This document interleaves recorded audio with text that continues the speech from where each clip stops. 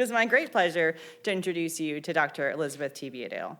Dr. Teviotdale is a first-rate scholar of medieval manuscripts and historical musicology. And if you are not familiar with these two fields, let me tell you, neither are for the faint of heart, and both require a skillful and learned attention to detail that must be paired with a sense of curiosity and the ability to imagine how an object came to life as it was used across history. Dr. Teviotdale's CV bears out the skills part. First, she has a master's in music history from UNC Chapel Hill, then a master's in art history from Tulane University, before returning to Chapel Hill to earn her PhD in art history at the University of North Carolina at Chapel Hill. She received funding for her work across her career, such as a Fulbright travel grant. And I just want you to hear the list of countries, right? Because y'all were excited about this, my seniors. The Fulbright travel grant from the Freie Universität in Berlin, a grant from the Swedish Institute in Stockholm, a Samuel H. Kress Foundation doctoral fellowship from the Warburg Institute in London, in London, the Deutscher Akademischer Austauschdienst grant for study at the Friedrich Alexander Universität in Erlangen, Nuremberg, and a grant from the Center for Early Global Studies at UCLA. She's also held important positions in our field, such as Associate Curator of Manuscripts at the J. Paul Getty Museum in Los Angeles, and the Assistant Director for the Medieval Institute at Western Michigan University in Kalamazoo, Michigan. She's also a lifetime associate of the Center for Medieval and Renaissance Studies at UCLA. Phew, right? Dr. Teviotdale has published 2 books on the Stammheim Missal, the subject of her talk tonight, ranging from a public-focused edition for the Getty Medieval Studies series on art, published in 2001, to the academic commentary for the facsimile edition published by Quaternio Verlag in 2020. Teviotdale has also produced the academic commentary for Das Sakramentar von Beauvais and was part of a team of scholars who edited Reassessing Alabaster Sculpture in Medieval England in 2020 and co-edited the revised edition of Michelle P. Brown's Understanding Illuminated Manuscripts, which won the Choice Outstanding Academic Title Award in 2018. Impressive, right? Yeah, but this is only part of what makes Dr. Teviotdale such an important figure in my worlds, art history and medieval studies. The other part, and the one I want to underline for our students and our community, is her generosity and her attention to and interest in making the most inscrutable things accessible to the public. She's super tired of hearing this, but Dr. Teviotdale played a key role in my own experience years ago when I went to the Getty to visit the Benedictional of Ingomar of Parenzo. Seeing my nervous expression as she handed me a 1,000-year-old codex, Dr. Teviotdale then patiently walked me through what to do next, modeling her own systematic approach to the manuscript as an object. Not only did this change my work then, but it has shaped my work since, so that notes I took there more than 2 decades ago, are still useful in work I am producing now. I'm never going to get tired of thanking you for that. So, but I am not the only scholar, emerging or experienced, enthusiastic or exhausted, who has benefited from Dr. Teviotdale's humanity. As the Associate Director for the Medieval Institute, not only did she make sure the bus did indeed pick you up from the regional airport and take you to your dorms, yep, tell you about that later, and make sure the medieval disco went off without a hitch, other than the one in your step, of course. Yeah, I know, okay. She mentored hundreds, and that is no lie, hundreds of scholars who were organizing sessions that went on to shape, challenge, and advance our field. And she did so as our field was reckoning with an awareness of how, why, and for whom we matter. And for this, we should all thank you. Brava, Dr. Teviotdale, brava. Okay, you came to hear someone talk besides me, so let me get out of the way and welcome Dr. Elizabeth Teviotdale, who will introduce us to time in the Stammheim Missal.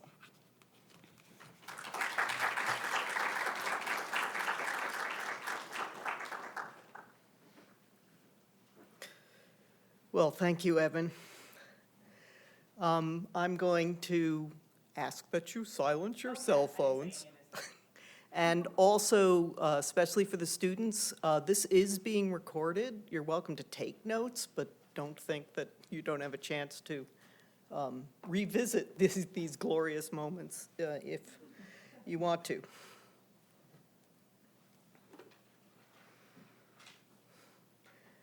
When one turns 65 in the United States, Medicare requires that healthcare providers evaluate one's cognitive skills.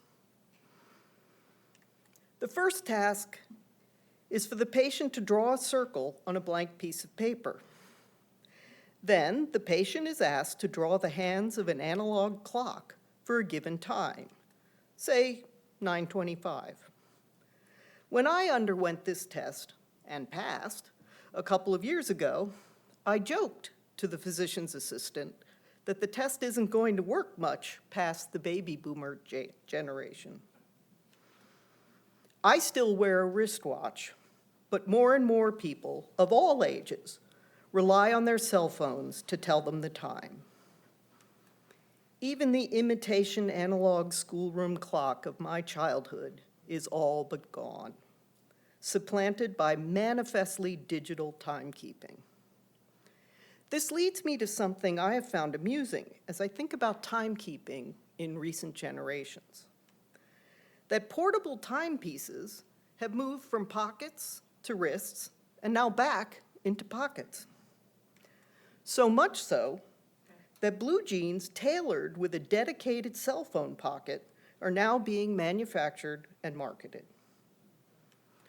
But I want to take you back to a time before mechanical timekeeping of both the analog and digital sort, before the 14th century, when the hourglass, the mechanical clock, and town bells were introduced in Europe. Specifically, we are going to find ourselves in 12th century Hildesheim in northern Germany, a thriving market town with intellectual activity flourishing both at the cathedral and at the Benedictine monastery of St. Michael's. Our focus is the lavishly illuminated Christian liturgical manuscript known to modern scholars as the Stammheim Missal. The manuscript was unquestionably produced at and for the Benedictine monastery of St. Michael's in the third quarter of the 12th century. It has been celebrated since the beginning of the 20th century, when it first came to the attention of scholars, as a major monument of typological art. Typology is the Christian method of scriptural interpretation whereby persons or events in the Hebrew Bible, the Christian Old Testament, are understood to be types that prefigure persons or events in the New Testament or in church history. This approach to Jewish scripture is based on the belief that the promise of Christian salvation, the deliverance of humanity from the penalty for sin, was present from the time of creation.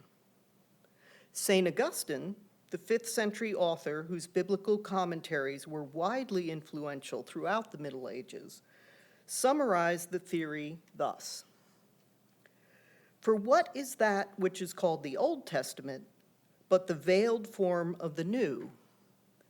And what else is that which is called the New but the unveiling of the Old?"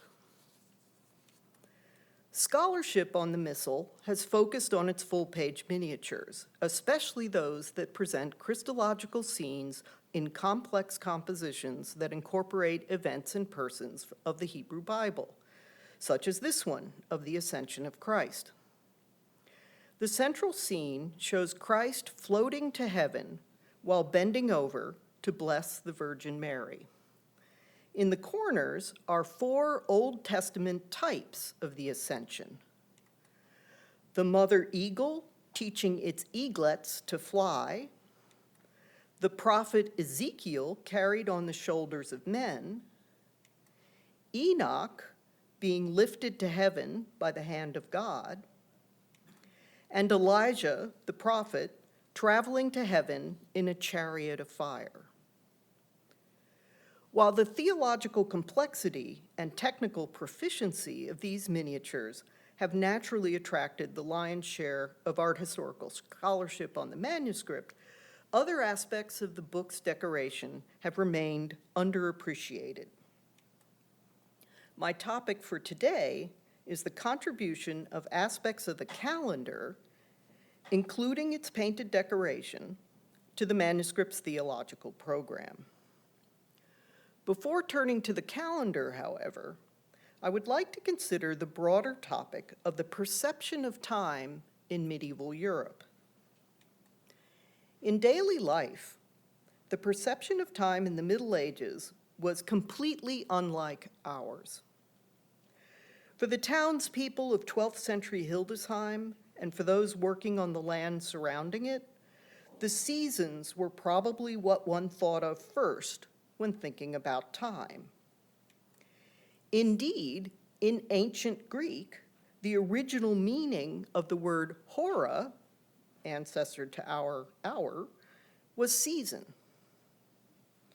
Also of ancient Greek origin is the idea that particular activities could be associated with each month of the calendar year. And this found visual expression in classical antiquity and in the Middle Ages. The occupations, or sometimes called labors, of the months were pictured in medieval Europe in stone, in glass, and on the pages of manuscripts. In manuscript books, they are found, naturally enough, on calendar pages. We're going to get a sense of this using as our example the calendar of an English book of the Psalms, exactly contemporary with the Stammheim Missal. It's called the Hunterian Psalter. The calendar occupies 12 pages, one for each month. You see here the pages for January and February. The Psalter's calendar is typical of 12th century liturgical calendars, albeit, and it is really a very high artistic quality. Each page is devoted to a month, and the principal textual content is the inscription of the names of feasts of the Christian liturgy on the appropriate lines. These often take the form of a saint's name, such as Saint Valentine on February 14th. Holidays of fixed date associated with the life of Christ are also indicated on the line for January 6. Epiphania Domini, the Epiphany of the Lord, is written in blue, signaling the commemoration of the revelation to three wise men of the divinity of the infant Jesus. The most common embellishment to medieval manuscript calendars was the signs of the zodiac, customarily pictured on the page of the month that begins their term of ascendancy. Here, Aquarius in January and Pisces in February. Nearly as popular was the inclusion of the occupations of the months. Here, feasting for January and warming by a fire for February. Most of the traditional occupations of the months, as they were pictured in 12th century Europe, are linked to agriculture. Here, for example, digging for March.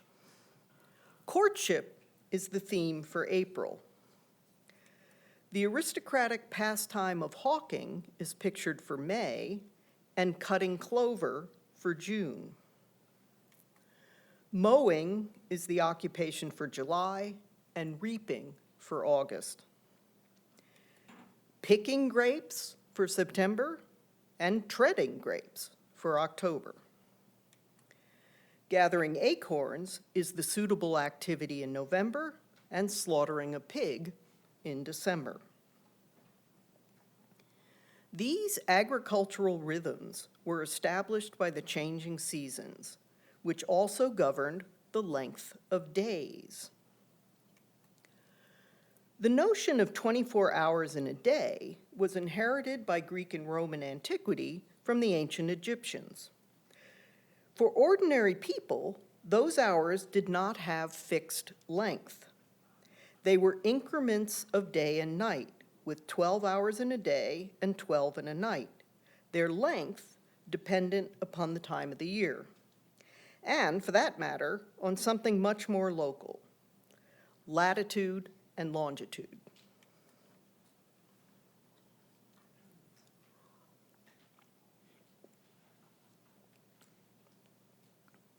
Let's say, for example, you wanted to find out when the sun rose and set in Hildesheim on particular days in 1150.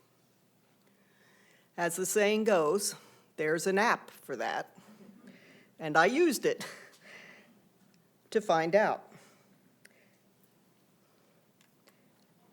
At the spring equinox, March 20th, the sun rose at 6:22 in the morning and set at 6:32 in the evening. At the summer solstice, June 21st, the sun rose at 3:59 and set at 8:44. At the autumn equinox, the sun rose at 6:06 and set at 6:19. And in deepest winter, at the winter solstice, the sun rose at 8:26 and set at 4:09. This means that at the extreme, the summer solstice, the night hours lasted 36 minutes and the day hours 84 minutes. A night hour lasted less than half as long as a day hour. But no one was keeping track. The cock began to crow about 2 hours before daybreak, exactly how long depending upon the season. His crowing became more frequent as dawn approached. So there was never any doubt about when one needed to get up and get going in the morning.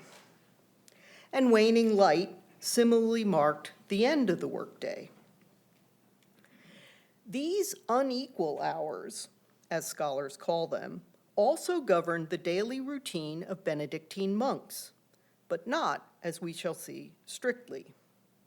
In principle, monks living according to the 6th century rule of Saint Benedict, including the monks of St. Michael's, devoted themselves to a prescribed series of prayers at fixed intervals during the day.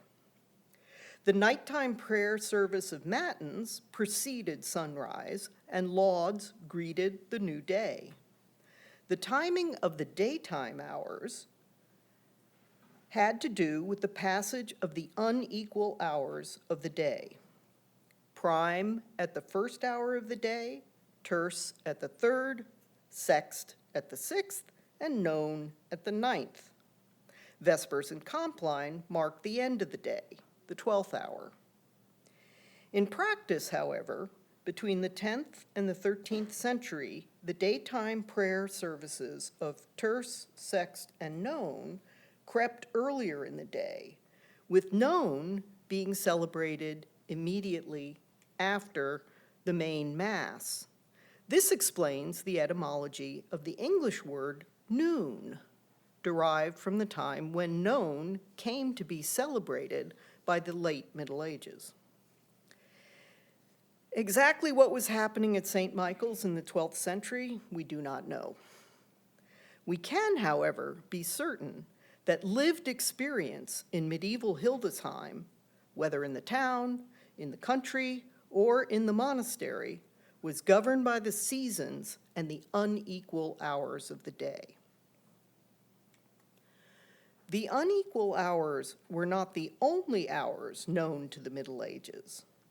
Medieval thinkers were well aware of the concept of equinoctial hours, that is, 24 equal hours in a natural day, the kind of hours we observe.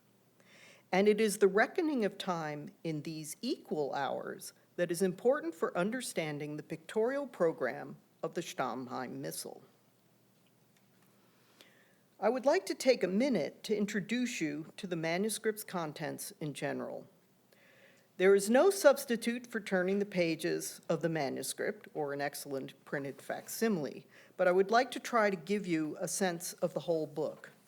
And after I'm finished, we'll also pass around a facsimile of some of the pages so they can get a little bit more of a sense of the thing. This is the actual size, so the pages are about 11 inches tall, and there are 184 parchment folios or leaves in the manuscript. So it's a fairly big book.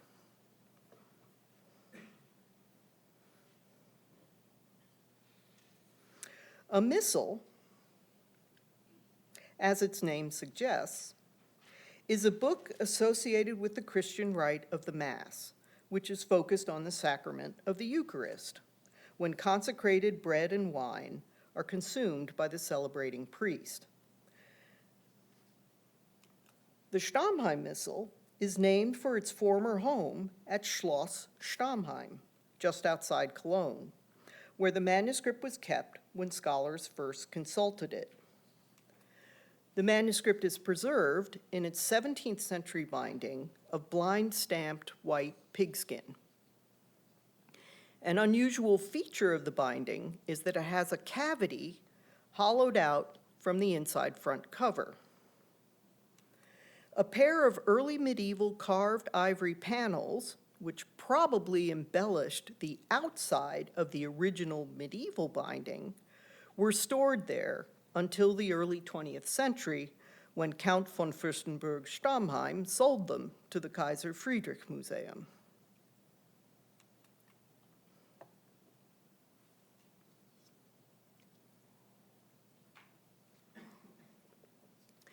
The Missal opens with a liturgical calendar, which I will describe in more detail soon.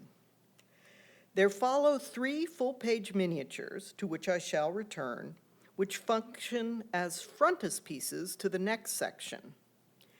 That section contains the chants of the Mass to be sung by the choir and soloists, arranged in liturgical order, starting with the first Sunday of Advent, the season of preparation for Christmas. The section of chants is followed by a brief section of biblical excerpts for reading at Mass. Then follow the common preface and seasonal prefaces, preface being the name of a particular prayer. The canon of the Mass, the prayers said by the celebrating priest as the Eucharistic elements are prepared, is introduced by a pair of miniatures that form a diptych, Christ in Majesty facing the crucifixion, and I will return to the crucifixion miniature later. The canon of the Mass occupies 5 pages and is followed by the largest section of the book, the portion containing the prayers said by the celebrating priest in liturgical order. The calendar is arranged with 1 month per page in pairs of facing pages with architectural surrounds that harmonize across each opening. Here, for example, January and February. As we saw in the Hunterian Psalter earlier, the principal textual content is a listing of saints and events to be celebrated on particular dates. As in the Psalter, the calendar entry for January 6th is Epiphany, and the entry for February 14th is St. Valentine. Each calendar page features 3 inscriptions and 3 painted elements. We will take as our example the month of March. Running along the left side of the page is an inscription in colored display script that gives the names of the equivalent month in the Hebrew, Greek, and Egyptian calendars. Here, Adar, Distros, and Feminoth. At the top of the page, and following the contour of the arch, is a verse in hexameter identifying the unlucky or Egyptian days of the month, days to avoid when entering battle or medical procedures, most especially bloodletting. In March, the unlucky days are the 1st day and the 4th day from the end. According to the verse, the 1st destroys the hungry, the 4th the thirsty. The unlucky days are also marked at their occurrence in the calendar itself by a D with an abbreviation mark for Dies Aegypticus.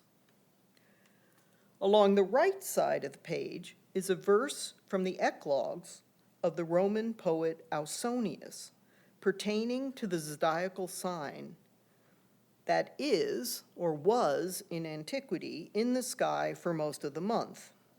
In this case, we are told the twin fish go forth in the season of Mars. There are 3 painted elements on each calendar page. A roundel with a representation of the sign of the zodiac, here the twin fish of Pisces. A half-length figure, in this instance a youth, perhaps meant to be the god Mars, after whom the Roman month was named, and, dominating the area under the arch, a disk divided into 24 segments, with each segment representing an hour. The hours of the disks in the Missal's calendar are not the hours of medieval daily life, which, as we have seen, varied in length with the seasons. They are equinoctial hours, the hours of medieval computus, which remain stable through the year. Here, in the month of March, 12 hours are painted white and 12 are painted brown, as befits the month of the spring equinox, when a typical day was understood to have 12 hours of daylight and 12 hours of darkness. Not so very different from what we calculated for the spring equinox in Hildesheim in 1150, with the sun rising at 6:22 and setting at 6:23. While some of these literary and visual embellishments of the Stammheim Missal's calendar pages are common in liturgical calendars of the 12th century, others are quite remarkable. The Missal surely is one of the earliest examples of the use of painted architecture to frame calendar pages. This sort of treatment of calendar pages does become popular in the following century, especially in German-speaking regions of Europe, but the Stammheim Missal itself is the earliest example of which I am aware. The inclusion of the names of the months in historical ancient calendars can be found as early as the 9th century, but the inclusion of all 3, Hebrew, Greek, and Egyptian, is unprecedented, at least to my knowledge. It should be remarked that the names labeled Greek in the Stammheim Missal are actually the names of the months of the Macedonian calendar, a misunderstanding that probably derives from the Venerable Bede's treatise on the reckoning of time.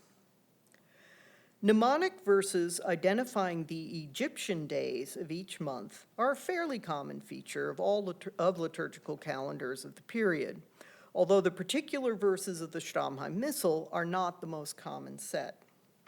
The ancient verses on the signs of the zodiac are found distributed across calendar pages of medieval prayer books and eventually psalters and liturgical books beginning in the 11th century. The expected visual element of the calendar pages is the sign of the zodiac, although the signs in the Stammheim Missal appear 1 month later than they do customarily in medieval calendars, undoubtedly because of the presence of the lines from the eclogue of Ausonius, which associates each sign with the month in which it dominates rather than in the month in which it first appears. The inclusion of the half-length figures, most of which are very difficult to identify, is an innovation, as is the inclusion of the discs, which constitute the most visually dominant feature of each calendar page. It is not at all uncommon to include in written form the typical hours of daylight and darkness in each month. Here, I take us back to the Psalter we looked at earlier, where, at the foot of the calendar page for March, we are told that the night has 12 hours and the day has 12. Unprecedented, and to my knowledge, unique among medieval liturgical calendars, is the Stammheim Missal's presentation of the hours of daylight and darkness as painted discs divided into 24 segments and colored to indicate the number of equinoctial hours of day and night in each month. As is the case in the calendars in which the information is conveyed as text, The number of hours of dark and light move through the months in increments of 2 hours, so that, whereas March has 12 hours of daylight and 12 hours of darkness, April has 14 hours of daylight and 10 hours of darkness. And then, May has 16 hours of day and 8 hours of night, and June has 18 hours of day and 6 hours of night. July has 16 hours of daylight and 8 hours of darkness, and August, 14 and 10. The illuminator made an uncharacteristic mistake here. The August disk shows 15 and 9 rather than the correct 14 and 10. September, the month of the autumn equinox, has 12 hours of day and 12 hours of night, when October has 10 and 14. And here, I just want us to pause for a minute and say, let's just dig that Argyle design on those columns. I mean, this artist was an amazing, talented featured character.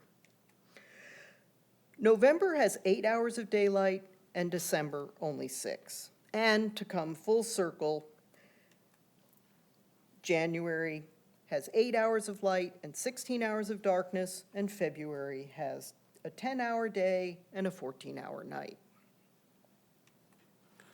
Another unusual feature of the calendar of the Stammheim Missal is the inclusion of the dates of Easter and Ascension, Christological feasts whose dates are not fixed.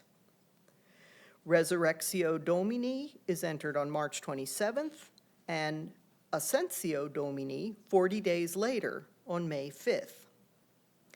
These dates are very early in the range of possible dates, and their placement reflects a claim made by St. Augustine about the date of the crucifixion in his treatise on the Trinity. For he is believed to have been conceived on the 8th of the calends of April, and also suffered on this same day. Thus, the womb of the Virgin in which he was conceived, where no mortal person was begotten, corresponds to the new tomb in which he was buried, where no deceased person was laid, neither before nor after. In placing the date of the crucifixion on the date of the Annunciation to the Virgin, Augustine also places the crucifixion in the month of the vernal equinox, a month with an equal number of hours of day and night, according to classical tradition. This no doubt appealed to the creators of the Stammheim Missal, and indeed, this implied placement of the crucifixion in March is reflected in the Missal's crucifixion miniature, one of the pair of frontispieces that introduces the canon of the Mass. The crucifixion is a tour de force of theological complexity, presenting, as it does, a quasi-narrative of the crucifixion that can be understood to reflect the moments immediately before and after Christ's death. The middle zone of the miniature features the dead Christ hanging on the cross. His head is slumped to the side, his eyes are closed, and blood trickles from the wounds caused by the nails in his hands and feet. At his right, a man pierces his side with a spear, and on the left, a youthful figure offers a sponge dipped in vinegar. In compartments separated from the central scene by a gold framing element are the Virgin at Christ's right and St. John the Evangelist on Christ's left. This is a visualization of the crucifixion based principally on the account in St. John's Gospel. The inclusion of the men with spear and sponge emphasizes Christ's dual nature and the transition from his earthly life to the afterlife. The sponge bearer offered drink to the thirsty man in his dying minutes, and the spear bearer drew blood and water from his side just after his death. Also included at the terminals of the arms of the cross are personifications of life and death. And Above the arms of the cross are personifications of the church and of synagogue. Below is a representation of the treading of the grapes of wrath from a prophecy of Isaiah. It is the vignettes in the four corners of the miniature, however, that principally concern us here. They are sun, moon, day, and night, and they are meant to be seen as a foursome. The four elements refer to time. They visualize the continuing and cyclical nature of time, the hours of light and darkness for the passing days, the moon for the passing months, and the sun for the passing years. Day and night, labeled DS and Nox, are represented as discs, each divided into 12 segments, painted white for day and brown for night, placing the crucifixion in the month of March, with its 12 hours of light and 12 hours of darkness. While the discs in the lower corners of the crucifixion miniature recall the discs of the Missal's calendar, another element in the book's painted decoration is even more visually reminiscent of the calendar's discs of equinoctial hours. The representation of the first day of creation in the miniature focused on the 6 days of creation, the hexameron. The miniature in the Stammheim Missal emphasizes the perfection of creation by the circular form both for the ensemble of the 6 days and for the individual units within the ensemble. The extension of the roundel for the 6th day into the center of the whole composition places Adam and Eve at the center of the cosmos. The vignette in the center also portrays a relationship between Adam and Eve understood by St. Augustine as anticipating salvation history. As he wrote in The City of God, quote, "At the beginning of the human race, the woman was made from a rib taken from the man's side as he slept, and this act was even a fitting prophecy of Christ and the church." Indeed, Augustine's focus on the rib from which Eve was made is given visual expression in the miniature, where that rib is outlined in black. The roundel for the first day of creation does not depict the creation of light described in the surrounding inscription, Fiat lux et facta est lux, let light be made, and light was made. It shows instead the result of the subsequent division of light from darkness to create days and nights. Let's look at the passage from the beginning of Genesis. "In the beginning, God created heaven and earth, and the earth was void and empty, and darkness was upon the face of the deep, and the Spirit of God moved over the waters. And God said, 'Let light be made,' and light was made. And God saw that the light was good, and he divided the light from the darkness, and he called the light day and the darkness night." The representation of the first day of creation as a disk divided into 24 segments is, to say the least, unusual. In most 12th century art, when each of the 6 days is treated separately, following Genesis chapter 1, the focus is not on the division of night and day, but on the Spirit of God, represented as a dove, moving over the waters, as described in verse 2 of Genesis. Day and night, or light and darkness, may be represented, as in this example, but the equal temporal division of night and day is not necessarily implied and certainly not emphasized. In the Stammheim Missal, by contrast, the division of 24 hours into 12 and 12 to make day and night links the first day of creation not only to an aspect of the calendar's decoration, but specifically to the month of March, with its 12 hours of light and 12 hours of darkness. And indeed, ancient Jewish tradition placed creation in the month of Nisan, also identified as the month of the spring equinox. Early Christian patristic authority placed creation in the month of March, drawing a parallel between the week of creation and the week of Christ's Passion. It should be said, however, that Christian exegetes debated the precise dates of the days of creation in March. In the Stammheim Missal itself, the implication is that the first day of creation occurred in March, not only the month of the crucifixion, according to Augustine, but also the month of the Annunciation to the Virgin, which is, as we would expect, marked in display script in the Missal's calendar page for March. The Missal's miniature devoted to creation is the first of 3 frontispieces that affect the transition from the calendar of the Missal to its text proper. The creation miniature is paired with a depiction of the personification of divine wisdom, nimmed and crowned, supporting an ark of heaven occupied by the Creator.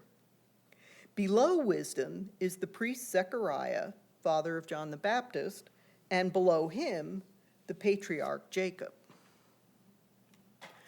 The core of this composition, the Lord, personified wisdom, Zechariah, and Jacob, is an illustration of a passage in the book of Ecclesiasticus, one of the books of Scripture found in the Catholic Old Testament, but not in the Tanakh or in Protestant Bibles.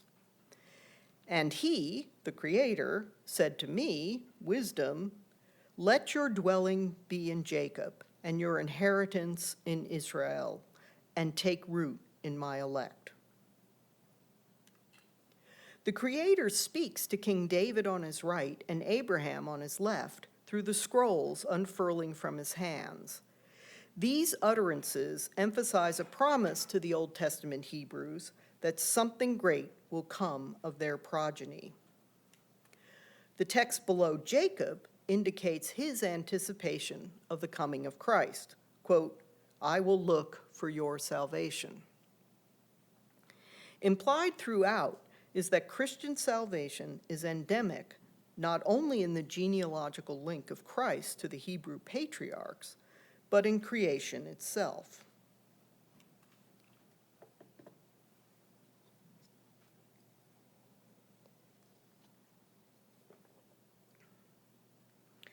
While each of the paintings of the creation and divine wisdom presents a comprehensive and intelligible whole within a symmetrical composition, the exterior contours of the miniatures, the left indented and the right jutting out at the sides, suggests that, like the pieces of a jigsaw puzzle, they are meant to fit together. Their meaning only becomes complete with the joining of the two. Together, they are a visualization of the promise of Christian salvation that is inherent in creation. Upon turning the page, one encounters the third miniature of the suite, a representation of the Annunciation to the Virgin.